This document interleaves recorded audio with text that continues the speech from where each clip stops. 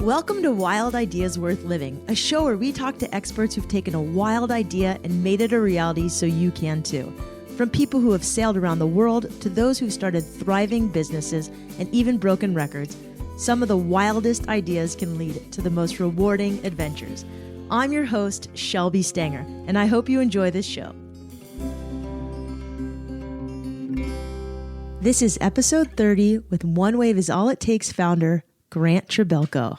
This episode was brought to you by Trebilco, this awesome outdoor company out of Central California, which, by the way, was named one of the best places to work by Outside Magazine, makes 90% of their clothing using eco-friendly materials, whether it's organic, plant-based, or recycled fabrics.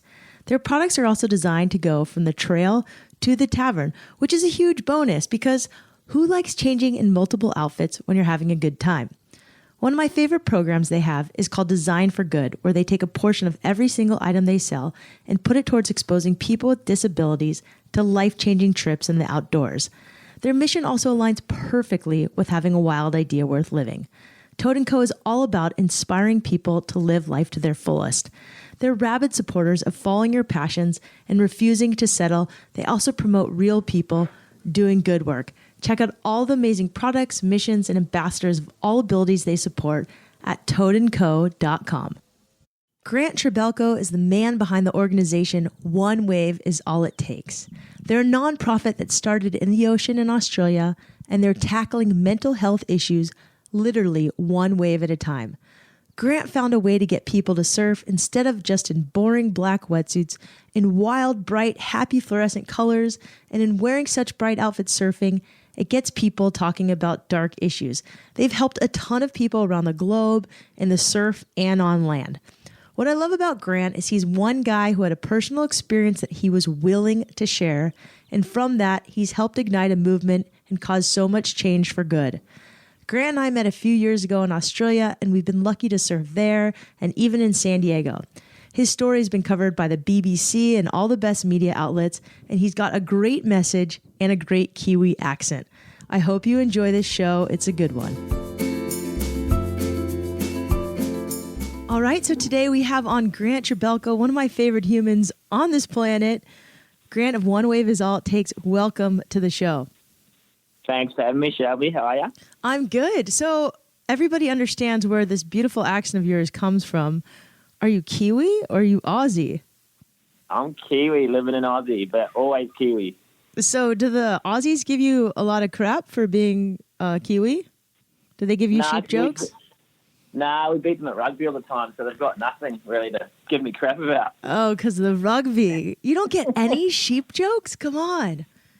Oh, yeah, get a few, but, you just got to laugh at yourself and they kind of just give up then. I think that's what I love about Kiwis and Aussies is they have this incredible ability to laugh at themselves. Yeah, they're like, you sheep fuckers. I'm like, yeah, it's good practice. Like, why not, Great. Now this is going to get explicit rating, but it's totally true. So it's morning time there. I'm just going to ask you, how did you start your day? Did you go for a surf or did you get a coffee? Yeah, I usually get up and go for a surf and then grab a coffee. I did it this morning. I checked it and it was pretty small, so I just went and grabbed a coffee. I'll try and get out for a wave at lunchtime or something. Awesome. Well, thanks for taking your morning from me. Just so everyone knows, how I explained a little bit about OneWave is All It Takes, but, how did you get this wild idea to start a nonprofit? Or not? It's not even, is it a nonprofit? Yeah, OneWave's a nonprofit. Okay. So it's a non-profit surf community. OneWave's a non-profit surf community. It's about tackling mental health issues with a simple recipe of saltwater therapy, surfing, and fluoro. So really, it's just about getting as many people in the ocean so we can help them free the funk and get as many people talking about mental health because it's such an invisible thing. It's such a tough thing to talk about. And how it started, it's a pretty long story for me, but the short of it is that, I suffered from mental health issues for quite a few years, in my 20s, but I had no idea what they were because, how are you supposed to understand something that doesn't get talked about? So, I kind of just thought there are ups and downs that you go through in life. I didn't think it was depression, didn't think it was anxiety.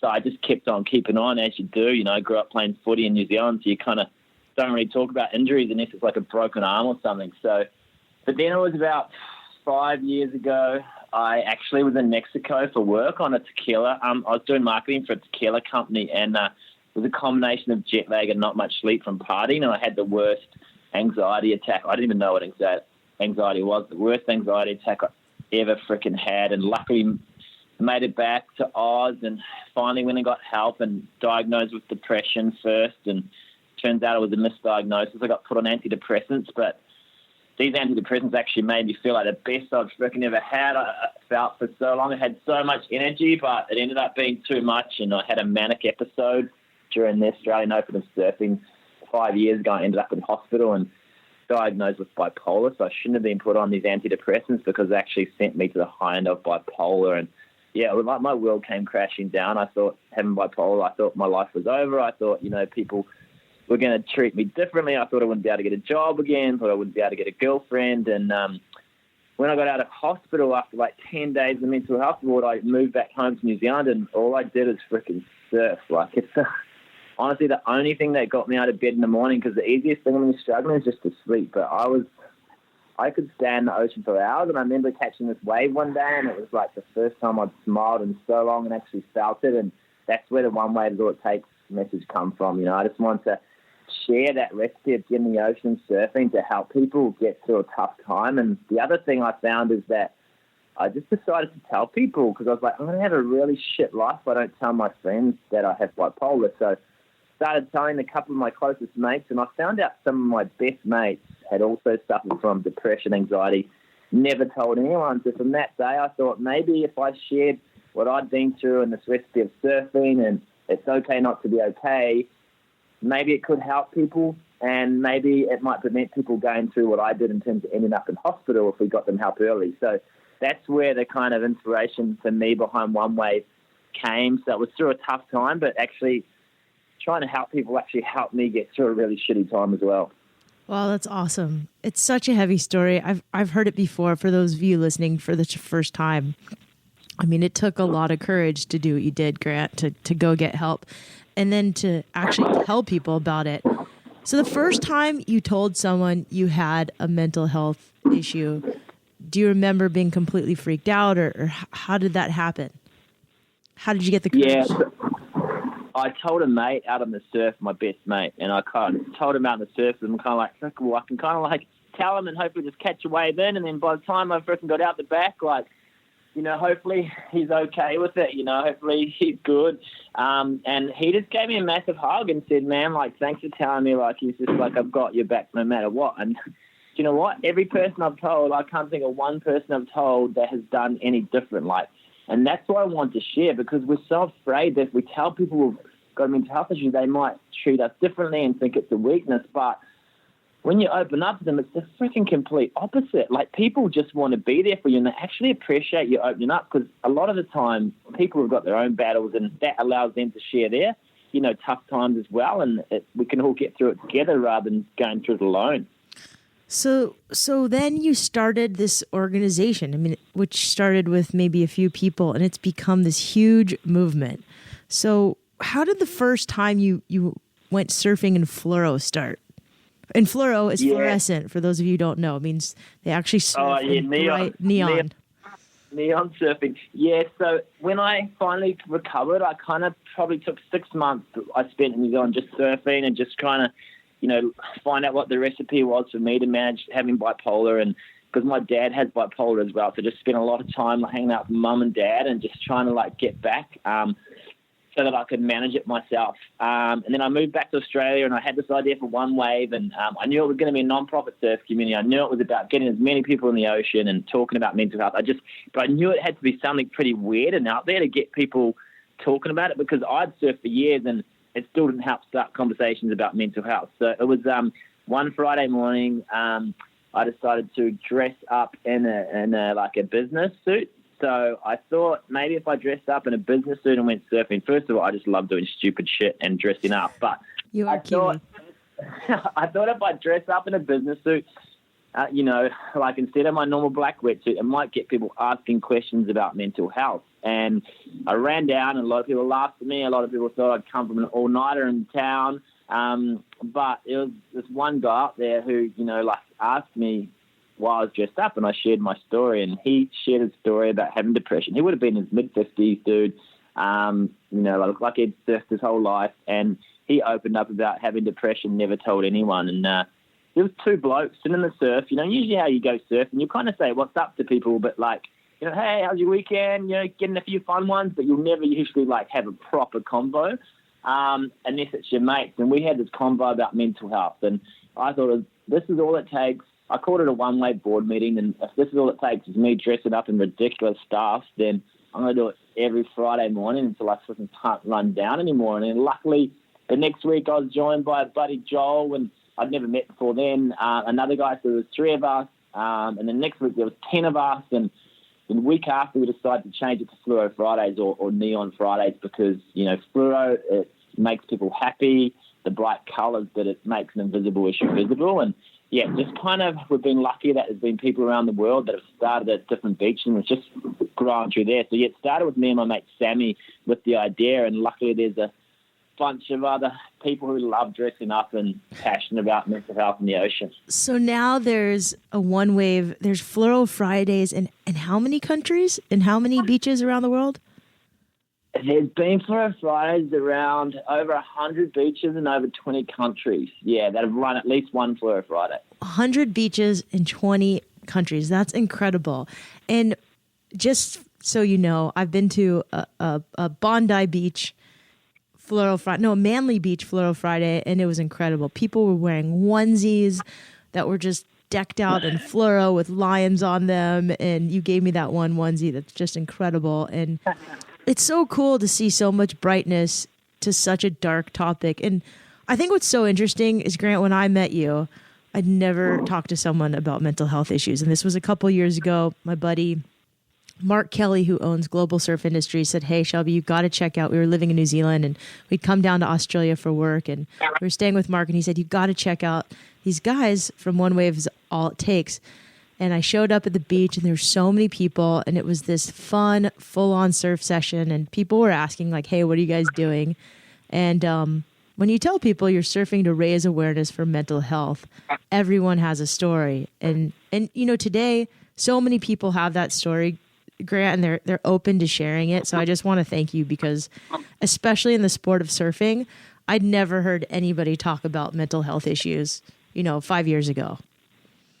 No, thank you, Shelby. It's so amazing just to sit down, and share stories with you. And I've met the most amazing people because I think once you just can be real and just share how you're actually feeling, it just makes life so much easier and so much more fun, because you don't have to put on that fake smile and shit. Life's hard sometimes, so it's good to be able to share that with people, so you can kind of help each other out. No, I think that's such a good message. And, I'm just curious, are there any stories from people who have done OneWave? There's an organization I did a podcast on with called the November Project. And it's basically these free fitness workouts that people show up to on Mondays and Wednesdays. And there's this huge message of positivity. And there's been all these success stories that have come out of it, from people losing weight to getting married to just completely changing their lives.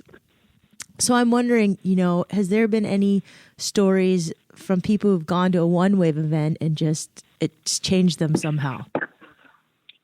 Yeah, we've met some incredible people. There's a couple of really stories that stick out.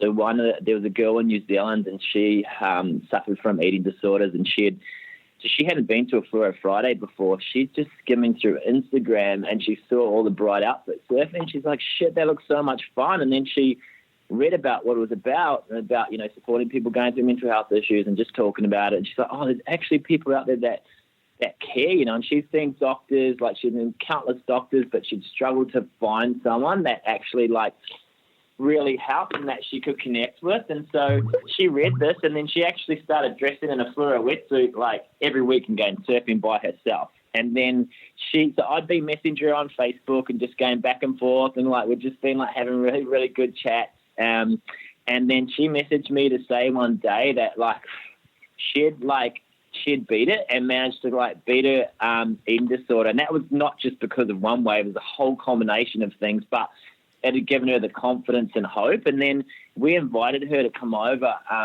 and talk at the OneWave third birthday. So there she was, a girl who, was really going through a tough time and dealing with, confidence issues, standing in front of 700 people at Bondi Beach, sharing her story. She talked about, how she thought about taking her life and the problems with eating disorders, and then how, the community in surfing and fluoro was, part of the recipe for her beating that. So that was the time for me when I'm like, holy shit, this is a girl that hadn't even been to an event, and that's how the community helped her. And then there was another girl who, she was from the UK. She'd heard about OneWave Fluro Fridays, and she'd come over here. She'd been dealing with really tough times, and it was a Thursday night, and she actually tried to walk into the ocean with rocks in her pocket and take her life. And then it was like a real crazy night, like a big storm. And then she thought, if I can just make it through to Fluro Friday, maybe there'll be people that care. And she luckily made it down the next day. And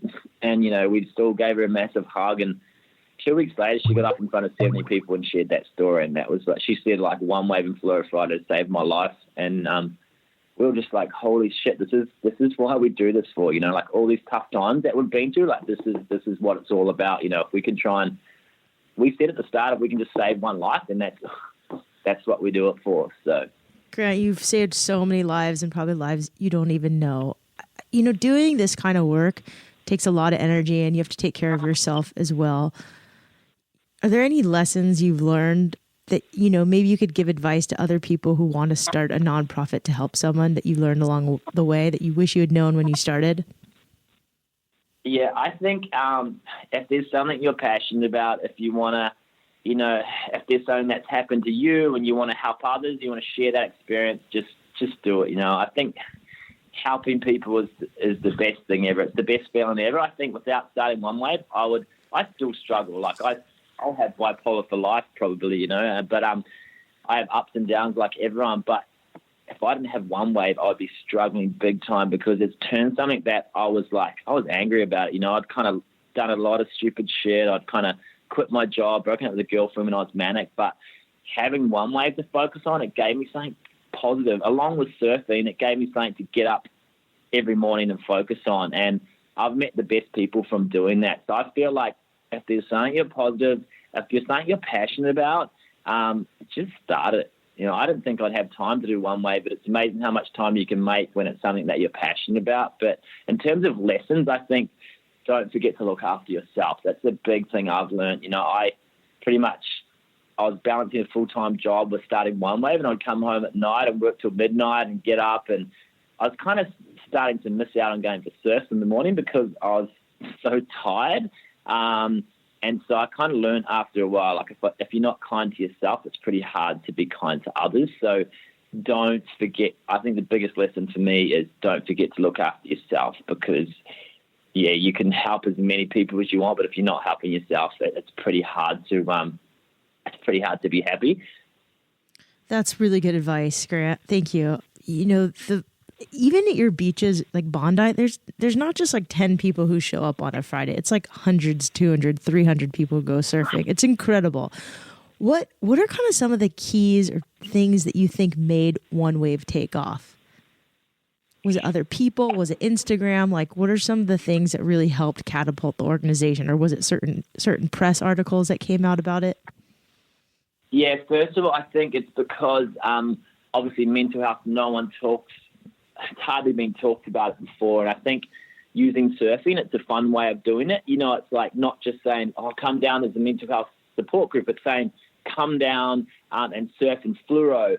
And then when they get down there, they hear the reason why. And I think, like anything, if there's a strong reason why and there's a story to be shared, then people, are super passionate about it. So when they get to the beach and they're fluoro, then we sit in a circle called an anti-bad vibes circle. And then we share stories about, why we dress in fluoro, about personal mental health, challenge we've faced. And when people hear that, they're like, oh, so there's other people that have felt just like me. So I think making it fun, but also making sure people do understand the seriousness of the issue, but doing it in a fun way. So I think the fluoro, everyone who doesn't love surfing, I think, making it with surfing and making it fun, and focusing on community has been a big thing for us. So we said, first 2 years, we just kept it non-profit community. We said we never take donations at Fluro Friday. That's one of the rules. We want people to come down and give up their time and be part of a community rather than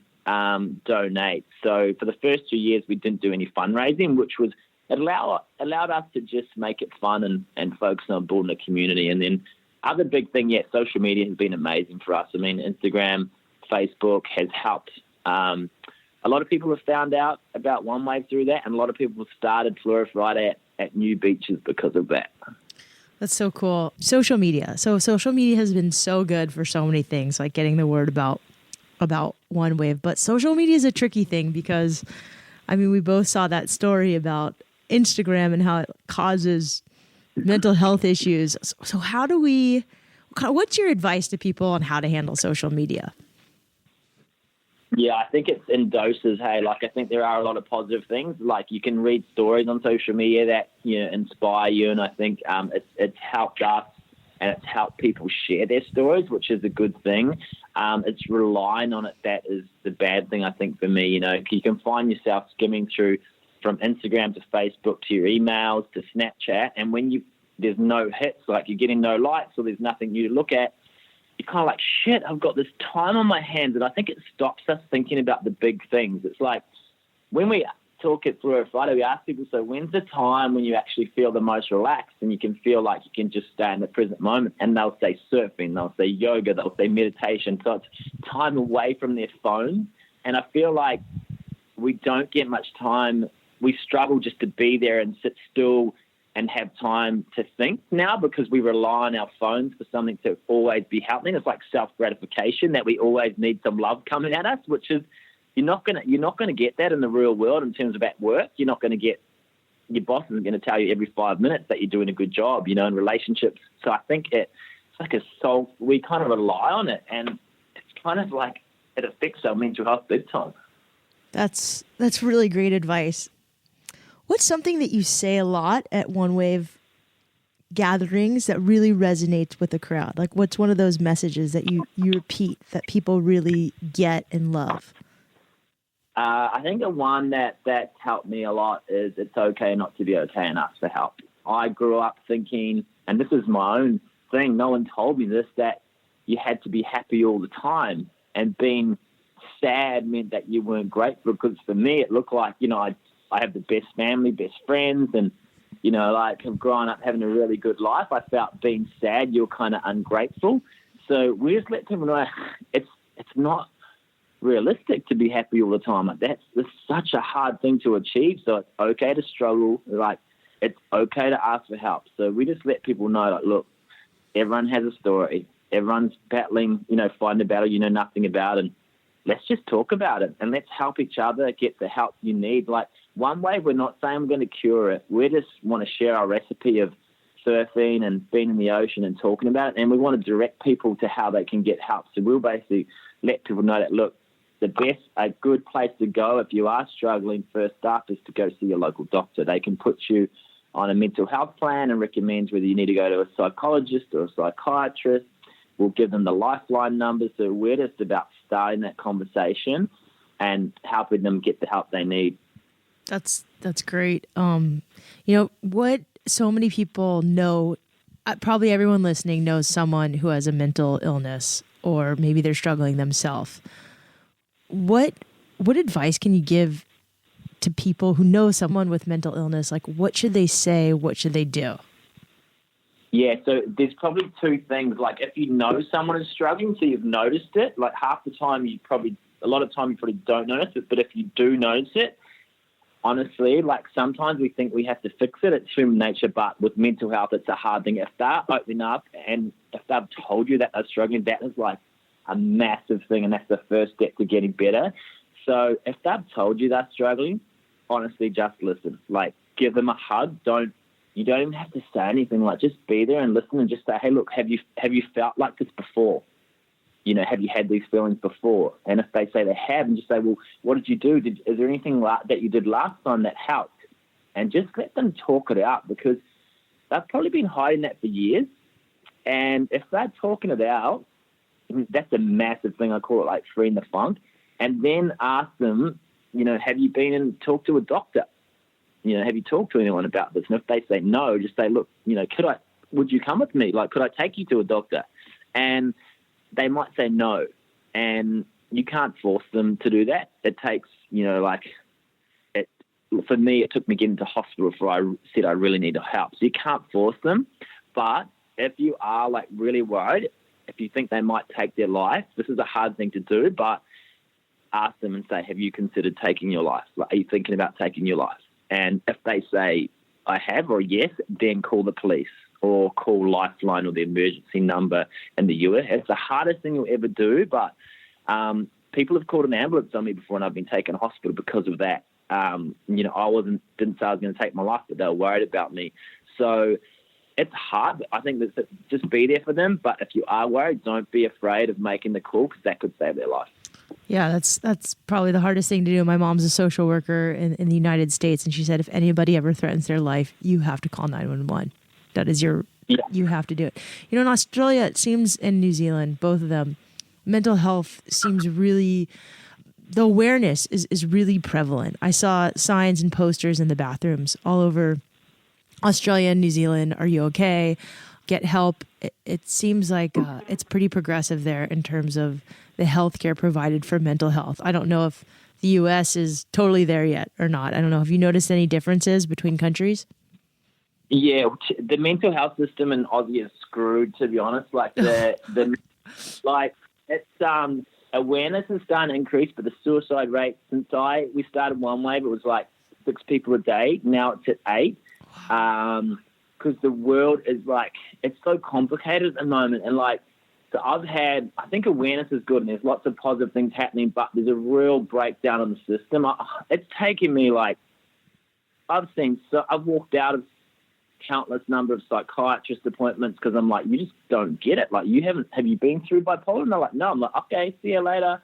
Because they just don't get it. I'm lucky I've found a really good doctor, but I find there's a real break in the system because once you say you need help, it might take you 3 or 4 doctors to find a good one. And for some people, they can't deal with it that long, or it might take you 3 weeks to get in to see a psychiatrist.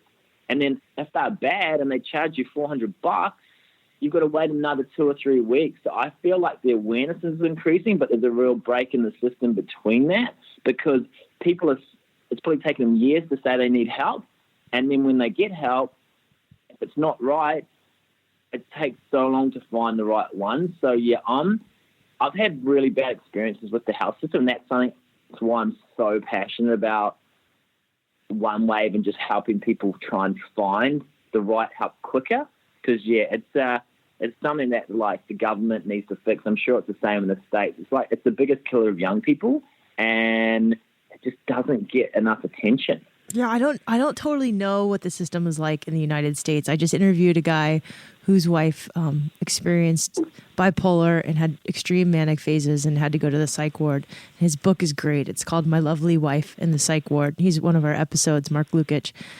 And I think he had some luck with some places and other places were really hard. So maybe that's a universal thing. Like mental health across the world isn't perfect, but we are beginning to talk about it. And I think that's at least the good thing. And there's places like OneWave where now it's normal for surfers to talk about mental health issues, which is so awesome. So you've done so much, because you are so busy and, you struggle with bipolar or you experience it at sometimes. Do you have any daily rituals or things that you try to do every day to kind of stay on track and take care of yourself? Are there things you do that really help you with self-care? A big thing for me is surfing. I try and surf every morning. I know if I surf in the morning, the day is so much easier. It's just whatever comes my way that day. It's just so much easier to deal with. So if I can surf in the mornings, and for me, it's just talking about stuff. If I'm struggling, I used to kind of bottle it up and hide it, and thought I had to be happy all the time. But now if I'm struggling, I'll talk to my mum, talk to my dad, and talk to my mates. And if I am struggling, it just kind of makes things that little bit easier. So I try and squeeze into, try and do a bit of training. I try and do a bit of yoga and try and do a bit of just kind of like group fitness training, and I was at F45 classes just to kind of mix it up a bit. F45, that sounds kind of fun. What is that? It's just like this circuit class. It goes for like 45 minutes, and basically it's just a group of people and some kind of some tunes, and you're kind of just rocking around doing the circuit. So it's pretty hard. You kind of leave in a freaking your big sweat. So it's kind of, for me, trying to keep fit keeps me in a way more positive frame of mind if I'm doing fitness, especially if the surf's not good. Yeah, there's actually a ton of these group circuit type workouts going on in the States as well, and group fitness is bigger than ever. There's an organization called the November Project. That's the one I was talking about earlier, or that you have to check it out. So it's like these free fitness group workouts, and they're really hard, but you give everyone hugs, and it's pretty cool. There's a lot of synergy, I think, with what you're doing and what they're doing. Oh, check it out. Yeah, check it out. So if you could go back, Grant, and tell your 15-year-old self one thing, I'm guessing your 15-year-old self was pretty rambunctious and fun. But knowing what you know now, what would you tell your kind of high school 15-year-old self? I'd probably tell me surf like John, and then I wouldn't have to go to the opposite, or I could just go around surfing. Would be good. I'd tell myself the biggest thing is probably it's okay not to be okay. That you don't have to be happy all the time, and that it's okay to do stupid shit and stuff up sometimes, but I think you can't. It's really hard. It's not until you experience something that you learn that. Like if I was to tell myself that back in 15, I think that's the thing with mental health. It's really hard to understand it unless you've been through it. So I think if I told myself that when I was 15, I still wouldn't know what it meant. I wouldn't know what it means. Yeah. So sometimes you have to experience stuff. And I think for me, like going through this time has been the toughest thing ever, but at least I know I have bipolar now. And if I didn't go through that, I probably would still be battling and hiding it and not knowing. So yeah, when I go to schools, I do talks at schools, and that's what I pretty much talk to the kids about and say, it's okay not to be okay, and it's okay to be sad sometimes, it's okay to be different. It's all about finding your way to free the funk, when you're just not feeling it, when you're feeling a bit down, when you kind of feel like you're stuffed up a test or stuffed up a footy game. It's just like, what do you do that makes you feel good? And another thing I talk about is like, even if you can't get to the beach, I think everyone has their surfing. What's your surfing? Is it music? Is it playing footy? Is it running? What's that thing that you do that makes, things that little bit easier and puts a smile on your face, and just focus on doing more of that. I love that you're talking in schools, because I imagine kids absolutely love you. I mean, you're a cool surfer guy, good looking, you wear crazy clothes. And I heard you're now speaking at corporations as well. Is that true? Yeah, so we've been doing talks at corporates probably for the last 2 years, anything from banks to like we do talks at banks, to beverage companies, to any companies we can get the chance. We'll just go in and do a talk at lunchtime, like for about half an hour, and we'll share the OneWave story, and we'll break them out into groups and get them talking about how they free the funk, and we'll finish with some meditation exercises. We've had people in companies like open up and had people in tears and share their story with their workmates who they've sit next to for years and had no idea that they were going through anxiety, depression. And it's just, we dress them up in Hawaiian leis, and that makes it a bit more fun and breaks down the barriers. And yeah, they open up. And then now at work, we've had at Kellogg's, one of the managers shared their story about his daughter being in the hospital, which was so sad. But then after that, at every board meeting, once a month, he'd give an update on how she was doing. And that's like, yeah, and that went from no one talking about it to like in their management meeting, he was the marketing director and given an update on how his daughter was. And it's like, that's how it should be. It's no different to someone going through cancer or any other illness. It should be like that, where people can, provide that support that people need. I'm so glad you're taking this message to corporations and all over the world, because I know you've been covered by the BBC and the Prime Minister has come out, and you guys have gotten so much press, but it is so well deserved. And I just want this message to keep growing. You did share one thing last time. Do you have TV or no TV?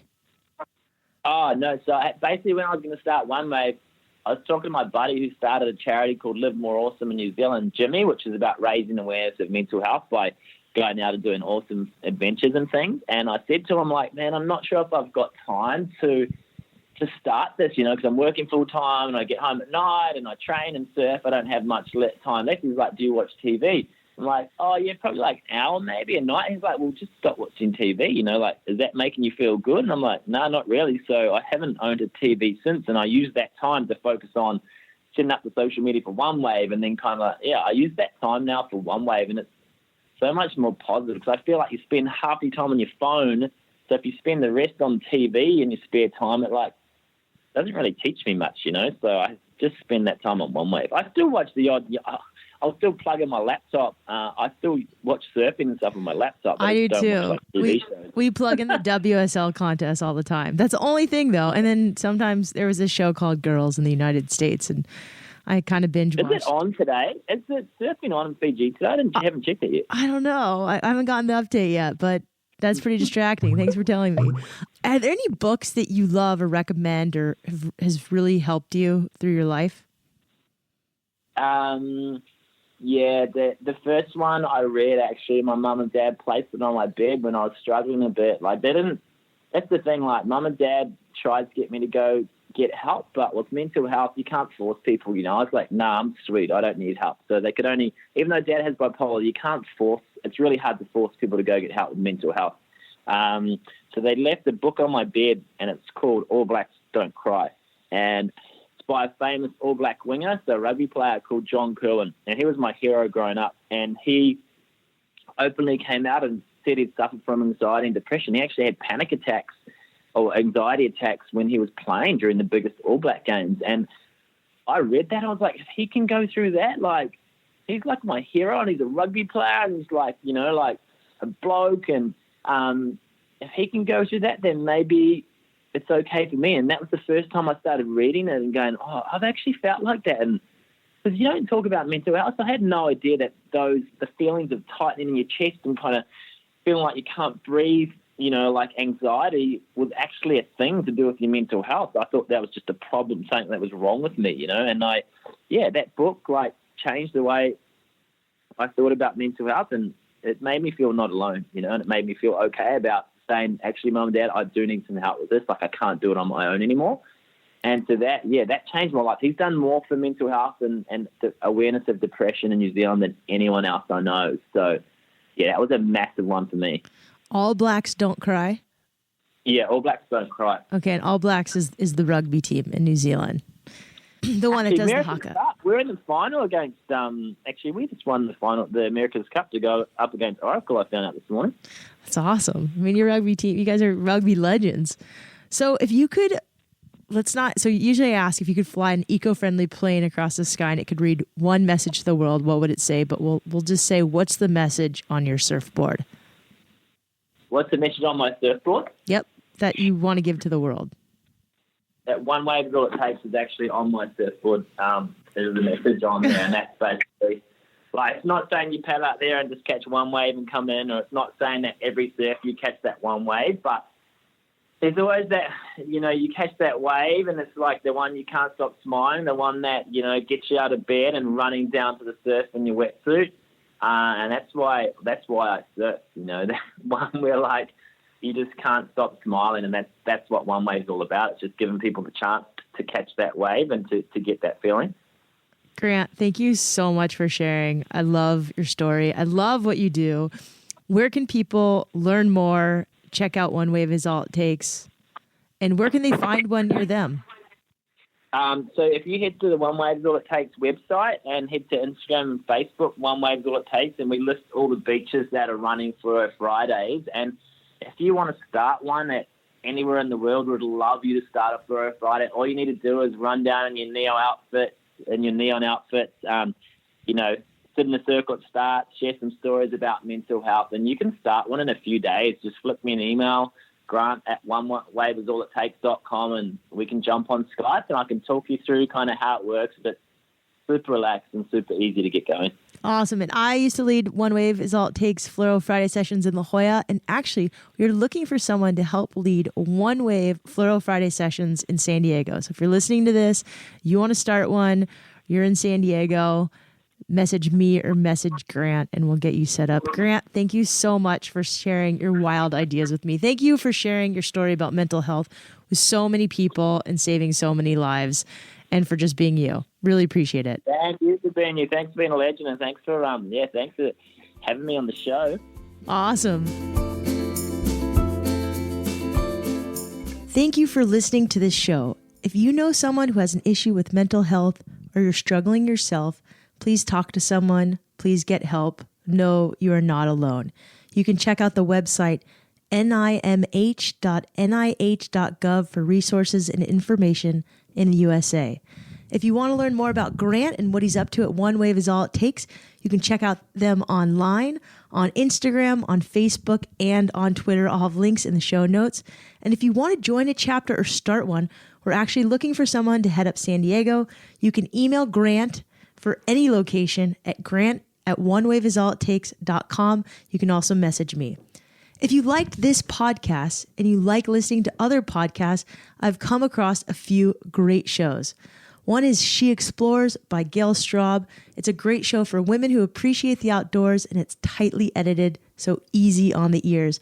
Another great show about adventure is Willow Belden's. Her podcast is called Out There. She's also an amazing editor, so it's really, really great to listen to. And if you're like me and you like to think about the environment, there's an eco-fashion one called Conscious Chatter by my friend Kestrel, who's also from San Diego. Thank you again to Toad & Co. for sponsoring this show. Thank you for listening. Thank you for subscribing.